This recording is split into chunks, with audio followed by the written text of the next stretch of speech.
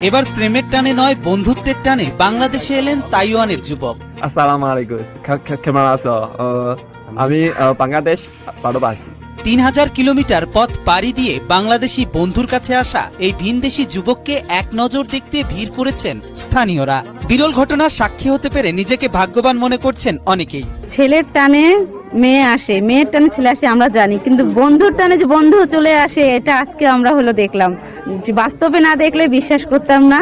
বাংলাদেশের আতিথেয়তায় মুগ্ধ লুইস, তাই তো বন্ধুর থেকে শেখা বাংলায় ভাঙা ভাঙা কথায় বন্ধু ও বাংলাদেশের প্রতি জানান কৃতজ্ঞতা। আসসালামু আলাইকুম। কেমন আছো? আমি বাংলাদেশ ভালোবাসি। বাংলাদেশ মানুষ অনেক ভালো। দিনাজপুরের পার্বতীপুর উপজেলার পৌর শহরের রোমস্তনগর মহল্লার ব্যবসায়ী নজরুল ইসলামের ছেলে আপন ইসলাম। এসএসসি পরীক্ষার্থী আপন ইসলামের সাথে বছর দেড়েক আগে সামাজিক যোগাযোগ মাধ্যম ফেসবুকে পরিচয় হয় তাইওয়ানের খিলংয়ের লুইস সিজং ইয়ের সাথে। পরিচয়ের পর থেকে যোগাযোগের মাধ্যমে তাদের বন্ধুত্বের সম্পর্ক দিন দিন আরো গভীর হয়। আমি একজন ফুটবল প্লেয়ার। ফুটবল খেলা আমি ফেসবুকে বিগত আপলোড করে থাকি। এই লুইস তাইওয়ান থেকে আমার ভিডিও দেখে তার সাথে আমার পরিচয়। এক মাস আগে হঠাৎ লুইস বাংলাদেশে আসার আগ্রহ প্রকাশ করলে তাকে আমন্ত্রণ জানান আপন।